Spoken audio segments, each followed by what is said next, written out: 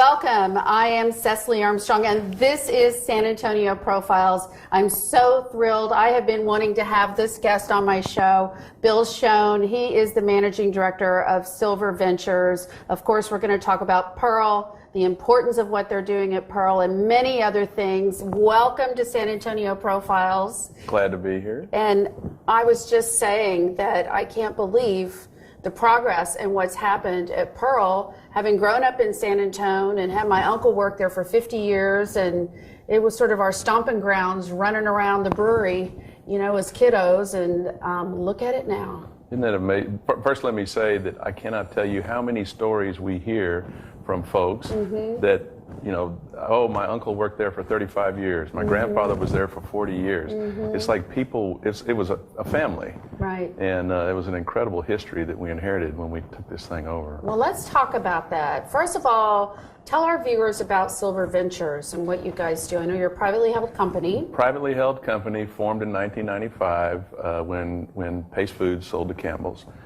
And kind of a three-legged stool. There's a typical financial investments, financial portfolio, real estate, and food companies. And the one food company that we own now is Nature Sweet Tomatoes.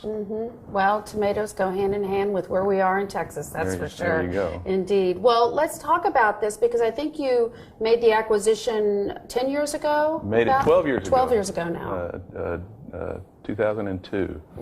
And as part of that, I have to tell a little story on myself, and that is that I was with a different company at the time, Hickson Properties, and we were partners with Silver in a couple of real estate investments. And they called me over and said, come look at the Pearl Brewery with us. We're thinking about acquiring it. The advice that I gave them was, you know, guys, from a real estate perspective, this is crazy. It's got, you know, a bunch of old historic buildings that are falling down. It's on a part of the San Antonio River that's full of, it was undeveloped at the time, full of homeless people. A forgotten part of the city. Hydrocarbon contamination underground, asbestos contamination in the buildings. I said, run away from this. Right. And about 2 weeks later, they called up and said, we really appreciate your advice. We put the property under contract and we're going to buy it. and I thought, okay, well, I'm not sure what that means. Right. And what I learned over the course of working with them, first as consultant and then now with them, is this is much more than a real estate investment. Right. There was a vision that I didn't understand at first about preserving San Antonio history, preserving that great, kind of family history that you're talking about, and improving the city. Well, is that visionary that we're talking about Kit Goldsberry? Kit Goldsberry, yes, it's Kit. Kit is a very, very visionary owner. He sees things that others don't. Well, that's what it takes. You know, one of the wonderful things about San Antonio is that we do preserve our history, and we do that so much through the architecture. You know, the footprint of San Antonio that tells such a story, particularly in downtown San Antonio.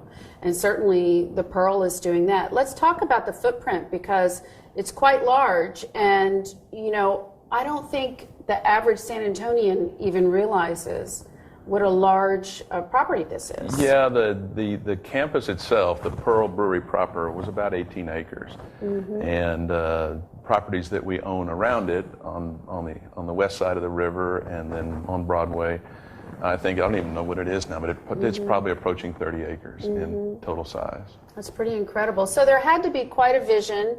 Once you make an acquisition like that, do you sit down and go, okay, let's start planning and put a business model behind it, of course, but with a property like this, it's almost like where to begin. That's so wonderfully put. When we first started working on it, I said, Kid, obviously you see something that we don't. What do you see? And he says, I don't know, but we'll figure it out. Right. And we did. We set off on a journey that involved years. Well, first of all, let me back up and say we had some time to think about it because when we acquired the brewery, part of the deal was we want everything. And so literally they turned out the lights, locked the doors, and gave us the keys, and we had 10 million cubic feet full of stuff. And so we had one chance to go through that. Right. And it was 72 forklifts, 2 train engines, a bunch of trucks, reams and reams of files and file cabinets, and it ran the gamut from things that were all the way 100 plus years old to things that were up to date. And we knew we had one chance to sift through it and collect the good stuff before we let folks on. Then we also needed to clean out some old worthless buildings. So during that time, we did a lot of thinking and a lot of daydreaming and a lot of planning. We visited places all over the United States and North America for inspiration. And what started to coalesce around that, it was an idea of a place that was number one for San Antonians.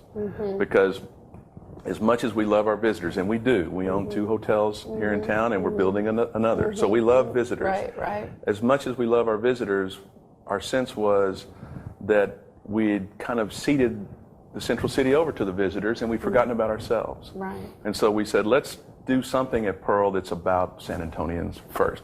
If we do a great job, the visitors will love it. And so, it was kind of a win-win thing. Well, that's a very clear-cut statement right there. Oh, yeah. So you needed that sort of tent pole to then build around. Absolutely. And because if you're building for yourself, so many different things happen. Then it's not a theme park. It's not a tourist attraction. Our sense was that it was something real. It was something of San Antonio. So that's why you see San Antonio shopkeepers and San Antonio restaurateurs and chefs and a lot of residential. It's about let's do something that is for us. And we started with the Aveda Institute. It was a good friend of mine who had been wanting to do that for a long time, and she came and said, I want to build a school here. And we said, we're not ready for you. We have so much planning to do, so much building to do. Long story short, she convinced us, I can go there and it'll work, even though I don't need great retail demographics. I don't need this place to be revitalized yet. I just need a great spot. And so we started with her, and then things started to roll from there. Right. So through that whole progression of going through, and I'm sure it was a process, correct me if I'm wrong, of cataloging certain items. I mean, you really became the gatekeepers and the holders of some great San Antonio history, really national history, when you look at the relevancy of the Pearl as a business itself. Yeah, from the historic standpoint, you're right. We do really take that seriously. The responsibility of preserving, restoring, and in some cases resurrecting some of the history. The buildings are, just wonderful. You can't. A lot of times we talk about from the historic standpoint some of the real beautiful buildings there. That our job is simply not to screw them up. Right. There's so much in the way of bones and beauty there that that if we can just keep from screwing them up.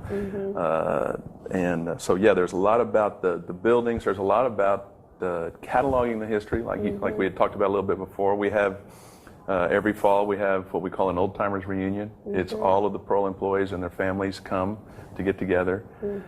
We collect oral histories. We've written actually 2 written histories of Pearl.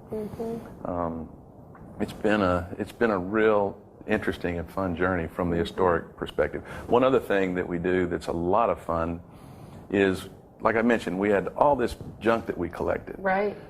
Well, not treasures. Yeah. Is what I really meant. Let's restate that. a lot of wonderful treasures that we collected. When you were faced with mountains of it, it seems like junk, right? And it's like, what do we do with this? Right. And one thing we decided to do very early on was, there is so much here that if we simply set it out as objects, it could be a little Disney-esque and a little artificial. Let's take everything that we have here and let's give it a new life. Let's repurpose it. So when you walk around Pearl, you'll see those big conical steel things that are traffic bollards. Well, those used to be feet that held the tanks up. Right. You'll see there's a big, beautiful thing we call the chandelier that's right there in front of Blue Box. I love it. That's all pieces of the bottling plant. Incredible. And conveyor belts, et cetera, et cetera. If you come to our offices, the table bases are these big, massive stainless steel pipe fittings. We just try over and over and over again to take the things that were there and give them a new life so that they really have a reason for being. And it's been a lot of fun. That's really sort of analogous with how we live in San Antonio. You know, if you look at it, we really do. I mean, downtown, you know, buildings have been improved and repurposed. You know, we showcase our history rather than hiding it. You know, that's for the locals as well as visitors who come to San Antonio. Yeah. It's really, so I think that, to me, what you've done at the Pearl feels like just an extension. It feels natural. It feels like it's supposed to be there, and what's happening there is just a nice fit. You know, it's not a glaring anomaly coming out of nowhere. I think that's the best compliment you could have given us, is that it feels natural. Well, good. When we started this journey, and again, trying to figure out what it is that we want this to be, a term that kept coming forward again and again and again is authentic. Whatever we do, and whatever that means, you know, it means different things to different people. Right. But we kept coming back to, we want this to feel authentic, like it belongs, like it's not contrived, like it's not Disney-esque, like it's real, like it's been here forever. And so, for you to say that means that maybe it's working out that way. Well, I think well, I'll tell you from my perspective, you know, having grown up here and then left for 20 years and come back, I would come back and visit and see different stages of what was happening in the city of San Antonio. And part of the reason for this show is to showcase all of these things that are going on in San Antonio. They all come from somewhere. There's some story behind it, you know, and it's who in our city is taking those stories and moving them forward, but not forgetting about them, and who continue to tell the story. And that's what I feel is happening at the Pearl, and I don't think there's an end to that. It seems to me that will continue to grow and flourish. We'll talk about the hotel in a moment, but let's talk about what's there, because this truly is a multi-use space. I mean, business, residences, even work-live spaces. Yeah, first and foremost, we've got to talk about the food, because that's the cornerstone. That's the cornerstone of what this is about. Right. Our owner and we have an incredible passion around food and changing the food conversation in San Antonio, trying to lift it in all areas. And that started with the Culinary Institute of America. Which, for our viewers, if you don't know, the CIA, there's 2 campuses in the United States. One up in Northern California around the wine country, one in New Hyde Park, New York State, not too far from the city, and good old San Antonio. I mean, quite an accomplishment. Yeah, and when you mention that, good old San Antonio, we said let's do a school, and if we're going to do if we want a school here about food, a culinary school, let's make sure it's the best that there is, and that in our opinion was the CIA. And we went and visited them in Hyde Park, and I'll never forget that first meeting, because we left there with grins on our faces, knowing that they thought that we must be crazy. They were looking at these hicks from San Antonio going, really? We're gonna take our brand and extend it into San Antonio? Right. And we were just very, very persistent, and again, had a vision I think was very compelling. And a lot of it based around Latin American foods and providing opportunities for the Latinos that were in the back of the kitchen. Right. And as they looked at the demographics and saw that we were serious about it, they finally joined arms with us and said, all right, let's do this. Indeed. It was a brilliant first move, because it gives instantaneous credibility. Beyond a wow factor, when you're looking from an industry point of view, the credibility factor is extremely high. You look at a lot of great chefs that I've had the privilege to know and work with over the years that are CIA graduates that you see, you know, on Food Network or Top Chef, or, you know, they have many, many books out, or incredible restaurants, and they're excited about it. You know, there's a sense of the alumni from CIA that is rooting us on. You know, they really want San Antonio and the Pearl to succeed. So, good move. And talking about chefs, as we moved into, okay, now we've got this cornerstone being the CIA. Now let's start filling it out with just incredible restaurants.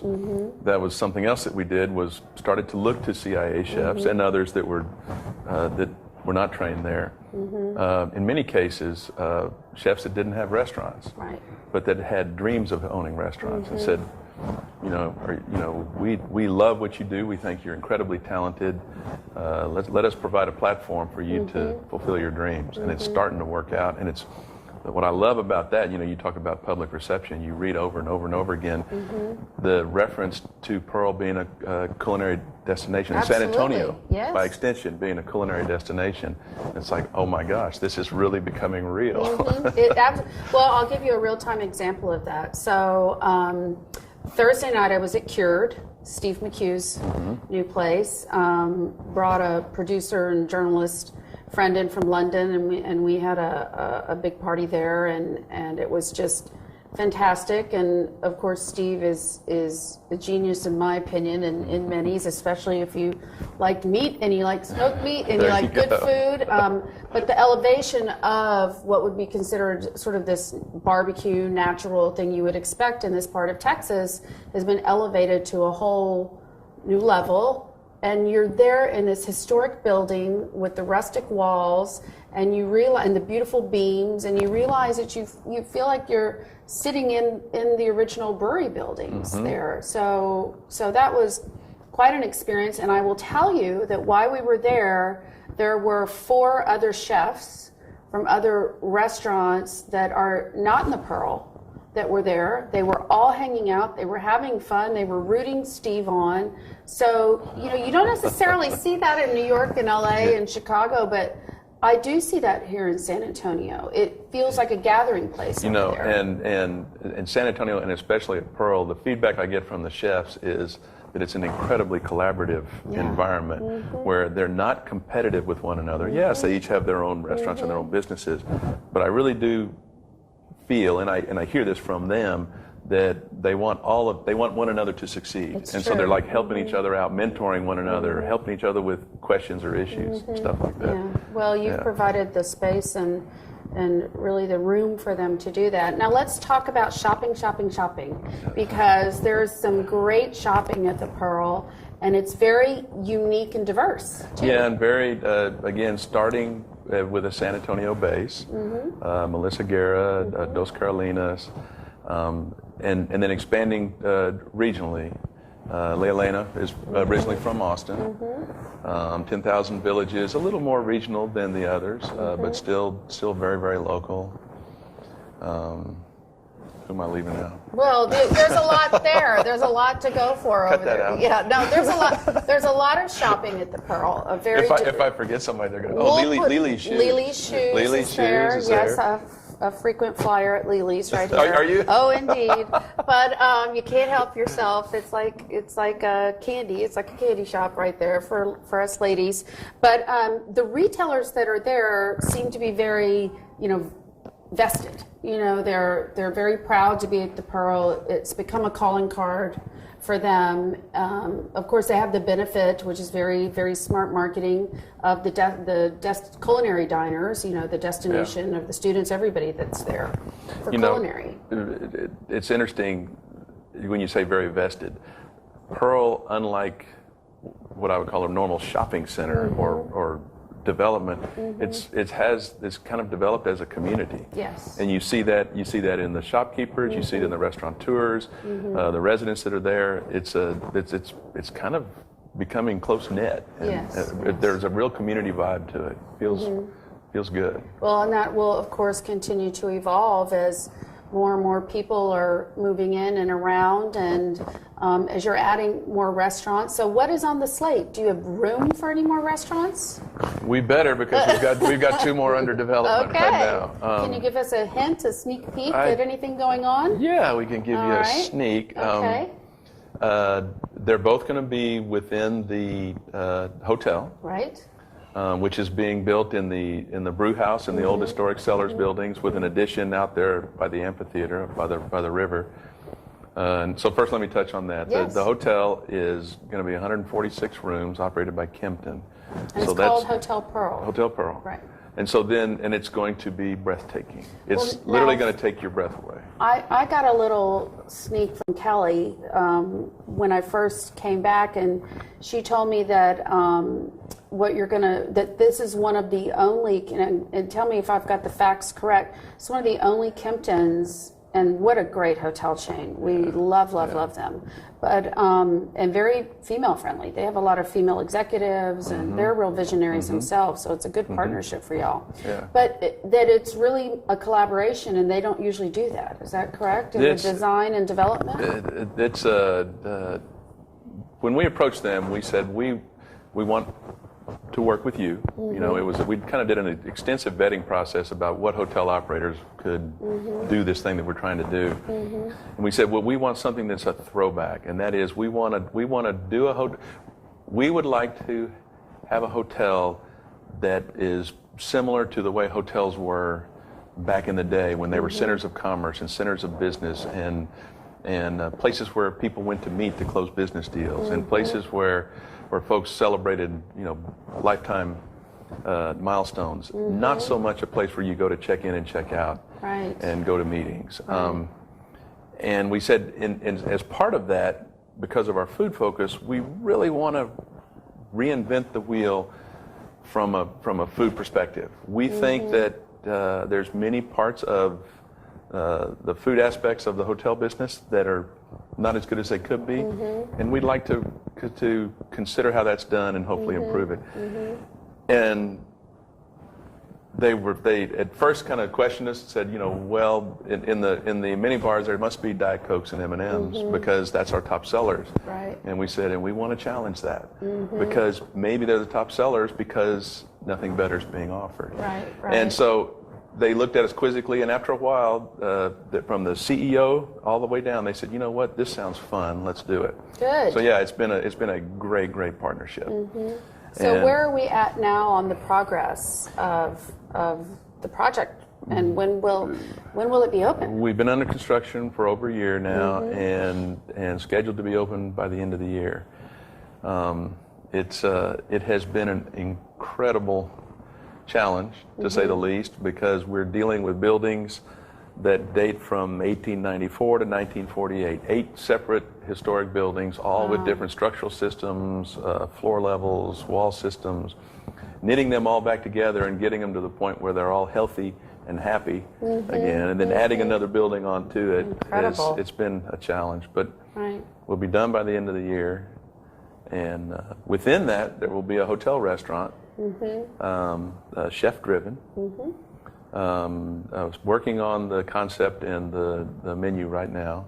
And then in the front of the building will be an independent third-party restaurant with a heavy brewery component. So it's actually in the brew house, that big, beautiful, iconic building that everybody sees, right there on the ground floor. And it will have a major brewing component, which is very intentional on our part. It's like if we do something in this building, we've got to brew beer. Right. And so, and that will also be it's chef-owned and chef-driven. That's fantastic. Yeah. So again, back to the authenticity word that seems to be the streamline that connects everything what you're doing over there. It would have been the path of least resistance. It would have been so much easier, as we said earlier, to sort of keep just facades or just parts of things and really rebuild. The investment must be astronomical in this, and the long-term vision must be very solid to make the kind of commitment that your company's making. You have to really believe. You have to really believe, and I want to touch on that because it's really important what you just said, and that is many times a real estate investment is driven by the budget and the pro forma. That is, what do we think this can make? What do we think it's going to cost? Okay, let's design this development, whatever it is, to that budget and that pro forma. We turn that upside down a little bit and say, what is our vision? What do we want to happen here? What do we want this to be when it's done? And we get very clear on our vision, and then we say, okay, with this vision, what do we think it's going to earn and what do we think it's going to cost? And then we look at that and say, okay, well, this is either acceptable or unacceptable, but we don't start with the cost. We start with the vision. And then we let that vision drive the process all the way through. To your point, yes, it sometimes does result in things that cost more, but we are huge believers that ultimately the value will be realized. Right. So and And I got to also say that that's secondary to seeing the vision become real, because so much of this is about changing the city, right, and giving back, and and being catalytic to the area. And so we measure ourselves by a lot of other stuff other than the financial returns. Not to say that they're not important, because they are. And I stress that because I get that a lot from friends. Well, of course you guys can do it. You don't care. It's like, yes, we do care. Well, that's interesting perspective too, because people say, well, if you've got deep enough pockets, you can do anything. It's totally not correct. Yeah. That is, anybody who's been in business a long time, that's taken risks and maybe had a comfort level financially. However, when you have a bigger vision, it's not the luxury of the vision, it's the risk of the vision. Yeah. Because if it doesn't work, then you've really made a mistake on a big level. So the risk-reward ratio is quite different when you're operating the way that you're talking about. It's huge, and it requires an incredible commitment to that vision. Right. When we started this thing 12 years ago, I remember having a very candid conversation in the parking lot at Pearl. It was abandoned and quiet. And I remember thinking, wow, we're going to set off on this together. This is going to be fun and interesting. And I said, we're either going to be heroes or we're going to be goats. Right. The problem is, we won't know for 10 years which one it is. Right. And by the time we know, it's going to be too late to do anything about it. Right. So. Well, it's the hero. Luckily, you got the hero card played here, so that's good. Well, let's talk about other projects, because are you at Silver, are you applying this same model we just talked about to other ventures coming on? Do you have a comfort level now with being more visionary? Oh yeah, and well, right now the project. Did you learn something here? What I learned is every once in a while you can get really lucky. There you go. And, but we have plenty to do around Pearl, and that's where our focus is right now. Next on tap is, if you pardon the pun, is we have a 10-story upscale rental residential. It's really condos that we intend to rent. And if you see, there's a big structural element just to the south of the brew house. Yes. We're going to put a swimming pool on top of that and build the apartments around it. We could start construction on that as early as next month. And then we have at least 4 development sites in and around Pearl that we will start focusing on. I mean, we already are focusing on them. Right. So anything beyond that, nothing on the radar screen right now. That's enough. So these other properties, are they connected to the Pearl? Are they adjacent somehow, or? They're all what I would say is across the street. 2 are across the river to the west. 1 is across Newell, but between Newell and the highway, and 1 is on Broadway between Pearl and Broadway.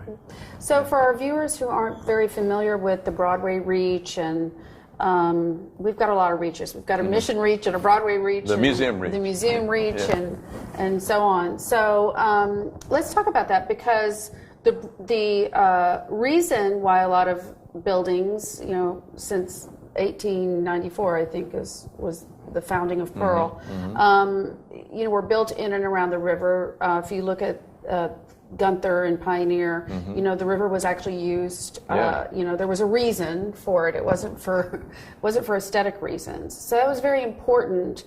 Over the years, that diminished. The importance diminished a great deal, and now it's important again.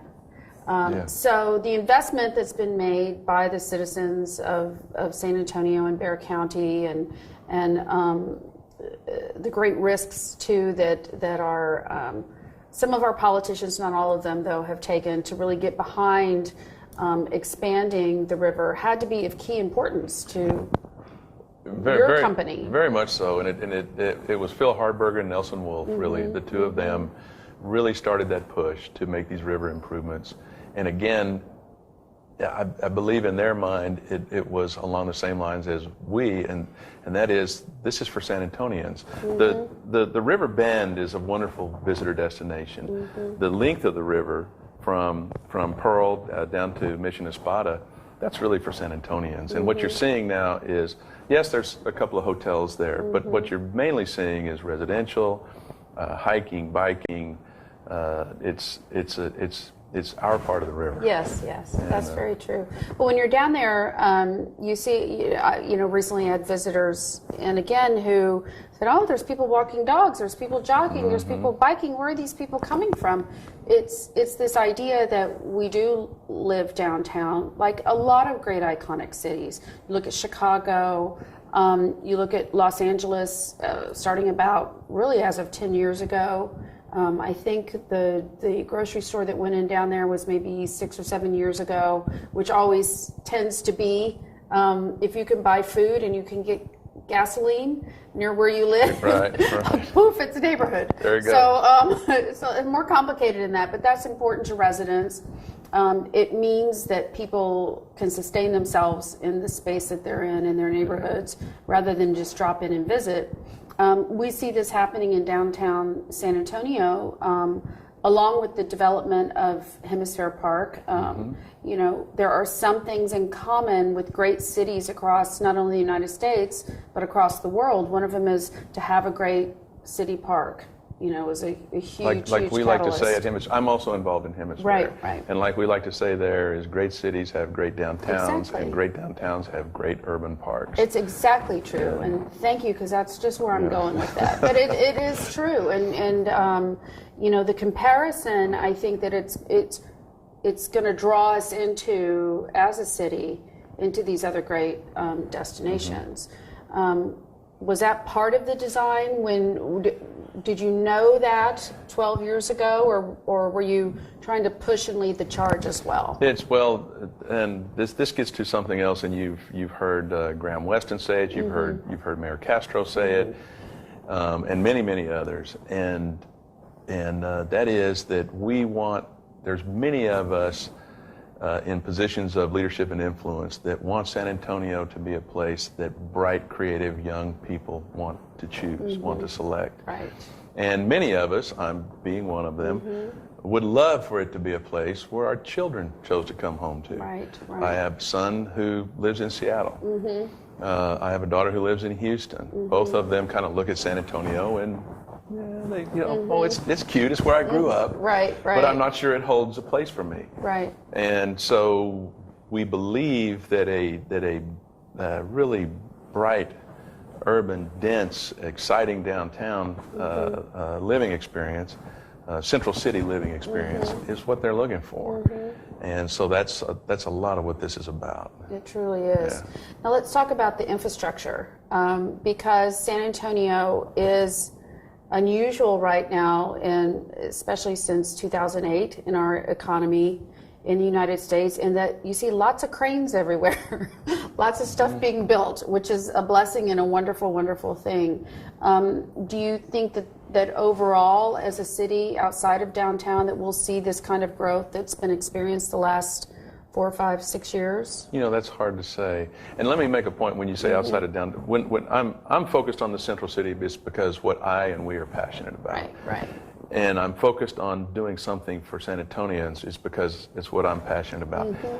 I don't take it as an either or. I think whatever we do at the central city is, it's not to say that we want the central city to thrive in lieu of the suburbs, and we want it to be for San Antonians in lieu of Israel. We want it all. Right. We want it all. It just happens to be the place where we play. Good. As far as the success of San Antonio overall, I think we've always been kind of the little engine that could, and that is we chug away. We don't have the high highs that some places have, but also when things go bad, like you mentioned in 2008, we don't typically get hurt as bad as those cities. So I can see us progressing for a long time, and I can see us, particularly now with this commitment to the central city, if this all works, and if the central city does become a place of choice for these bright young creatives, then I can see this thing really starting to snowball, and I can see us going beyond where we thought the future might take us. Now you will hear, and I'm right there with you, but you will hear too, a lot of folks, like in anything, change is you know where I'm going, yeah. It's scary. Some people adapt better than others. However, there is this idea that, okay, San Antonio's the best kept secret in the world. You know, we're the largest small town in America. You hear these sorts of things all the time. You hear a lot of pushback because people say, well, and I don't believe in comparing San Antonio to Austin at all, but you hear statements like, well, Austin's all Californians now.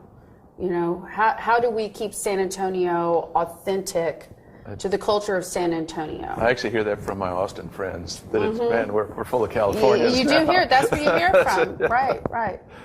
Well, tell them to move to San Antonio. I think it's really interesting. You know, the slogan "Keep Austin Weird" is really tagline of theirs. And somebody mentioned to me, they said, you know, I would love for our slogan to be "Keep San Antonio Authentic." And you said, how do we keep it authentic? I think we keep it authentic. It's because of who we are. I really do believe this, that we are a very modest, you know, culturally, we're just very modest. We're very soft-spoken. Not to say that we're not aspirational, because I believe that we are. Right. But it's with a sense of modesty and authenticity. I think we know who we are. And maybe I'm just seeing it through rose-colored glasses, but I don't see us losing that. Yeah, I don't either. I think a lot of that, and I get asked that question, so I'm just passing it along to you. But one of the things that I think about is we do glean so much of just our actions, our conversations, our daily life from our surroundings. And because of the architecture here in San Antonio, I think it's a constant reminder of who we are and where we came from, and even when you see wonderful buildings like now where the Briscoe Western Art Museum is, and that's another prime example of repurposing a building and making it something incredible. When you look, our offices are in 110 Broadway at Houston Street, and we just celebrated the 110th anniversary. And we're very proud to be in downtown San Antonio. We're excited about what's happening at the St. Anthony Hotel, where our company will be mounting Southwest Fashion Week. We look at what's going on at the refurbishment at the Plaza Club. You know, this is all within sort of this triangular area there, and then extend on over to the Pearl. You know, there truly is these reminders that I think socially and culturally are around us at all times. Who we are and where we came from. Right. Yeah, I think the culture here is so strong that I think that's what's going to keep us grounded. It's just, you know, when you look at, you can just feel it. It's almost like, you know, we all know this. Companies have cultures. Right. And I think cities do too. And you know, not unlike New Orleans, which I think is another really grounded city, Absolutely. grounded in their history and their culture. I think ours is very different, but I think it's culturally grounded. Yeah, I see us keeping it. Well, good. I'm with you on that. Now, you mentioned early on that when you were going through your development process and your conceptual process, that you visited other cities. What was the response that you got from, first of all, where some of the places that you went to, and what was the kind of response that you got about San Antonio? We went all over the place. We saw Chelsea Market in New York, the Pearl District, coincidentally, in Portland, Pike Place Market in Seattle, Granville Island in Vancouver, which is really, we landed on Granville Island as probably the greatest inspiration for what we're doing. It's an old industrial area, repurposed industrial area, a big food focus. They have an incredible public market there. It actually has an operating concrete batch plant. So you could be eating a sandwich sitting under a tree and a big concrete truck rolls by, and it's like, well, that's odd. Right. Just a wonderful, wonderful place that we probably gathered more from Granville Island than anywhere else. Interesting. And you know, what did they say about us? I don't know. In many of those cases, and in each case, we were dealing with the owners and the operators, trying to learn from them. Right. And I think they were curious about San Antonio for the most part, but it was more about them than it was about us. Right, right. Well, you mentioned Chelsea Market. That truly is an incredible space. There is a lot of similarities because it's right there on the Hudson River. It's larger than our river here, of course, but And you have everything there from television studios to, of course, the Food Network. Food Network, is right? there. Of course. Worked over there. We got a great we got a great back of house tour of the Food Network. Yeah, worked over there a few times myself, Yeah. but and all the great restaurants and purveyors, and it really is a place. You do see tourists in there, but you also see people who live in those neighborhoods stopping into the market to get groceries before they go home. Are we going to see more of that happening at the Pearl? Is there going to be, other than the farmers market, is there going to be more of a sort of daily market that you can go and interact? You know, we're looking at that right now. What we're finding and learning is it's very, very difficult without the density of New York or San Francisco or Seattle or Portland. Without that density real close to the market, they typically don't make sense financially. That being said, we're not going to give up. We haven't given up yet. Right. And so we're looking at, could it possibly be an extension of our farmers market where our purveyors have a place that they can stay during the week between markets on Saturdays? Don't know yet. It's unlikely that it would be anything on the scale of Chelsea Market or Pike Place Market. Certainly nothing of the scale of Granville Island, the market at Granville Island, which is amazing.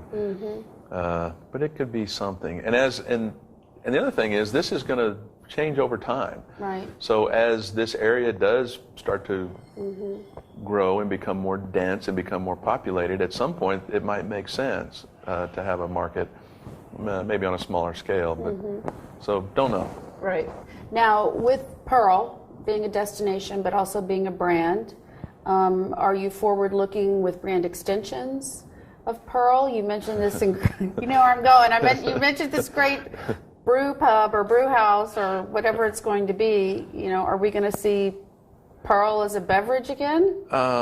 Is that even possible? It is possible, and we would love that, and we're exploring that. Okay. I need to just leave it at that. All right, that's fine. At least we got a little bit out of that. Okay. I remember, I guess I was a pre-teenager at some point, but there was even a water called Artesia water. I don't know if you remember that. It came from in the land of 1100 the land Springs. of 1100 Springs, and we used to joke and say, "Well, that's just carbonated tap water from San Antonio because we have such great water on the Edwards Aquifer." You know, so these are things that must, I would guess, that are part of your business that you must always have to keep mindful of and apprised of.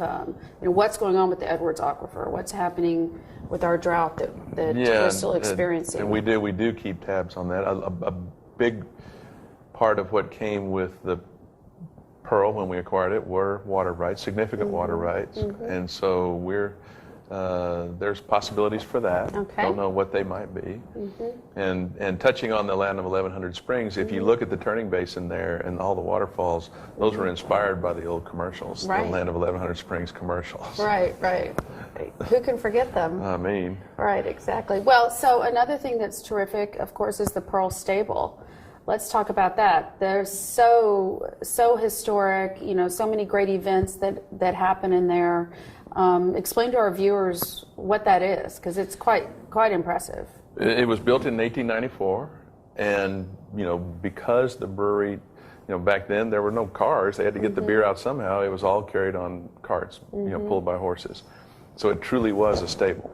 And as beautiful as it is, I mean, it baffles me to see that building as beautiful as it is and think that it was designed for horses, I know. but it was. Yeah. We have the original silk ink pen on silk architectural drawings from the 1800s. My goodness. And are there plans to put those on view? Are they in there now? Reproductions are on view. Reproductions, yeah, okay. we have the silk drawings in safekeeping. Good. But we reproduced them and have the reproductions on view.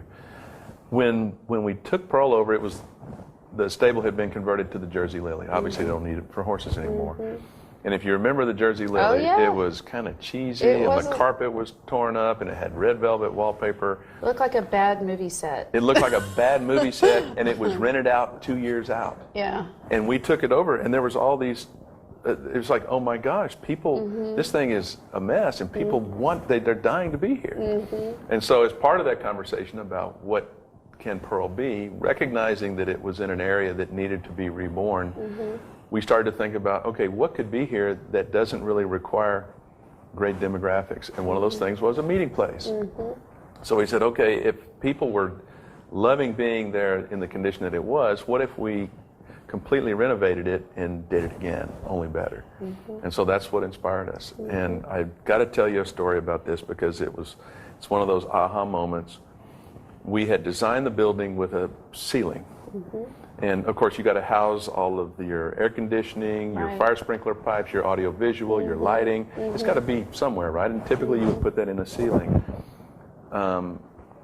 We had the guys do the interior demo, and when they finished and we walked inside, we saw that incredible wood frame ceiling. And there's a couple of places on there where it says Steve's and Sons Lumber, painted on the board, which tells us that those were original. The ceiling was original from the 1890s. Oh my goodness. And we did. We said, oh my goodness, what do we do with this? It's too beautiful to cover up. Oh. And if we don't cover it up, how in the heck are we going to air condition and light? And so it was a fun. Found a way. We found a way. It was a fun challenge. Well, we built everything up on top of the roof and came down through the roof and then built another roof on top of it. Oh my gosh. Yeah. Well, you were really going to extra expense to preserve this, but like you said, there will be a long-term payoff for sure, and the value of it. So let's tell our viewers how to access the Pearl, because if you don't know, you may look at it and say, gosh, is it hard to get into? And it's absolutely not. There's so many ways to access it. You know, it's interesting. When one of my biggest concerns when we started this was access is awkward, and now that I'm there, it's easy. It really is easy. It really is easy. Yeah. Of course, up and down Broadway. Anybody traveling up and down Broadway. If you're on 281 coming from the north, you exit Josephine and get right there. If you're 35 coming from the north, you exit I think Alamo, and it just takes you right over to Pearl.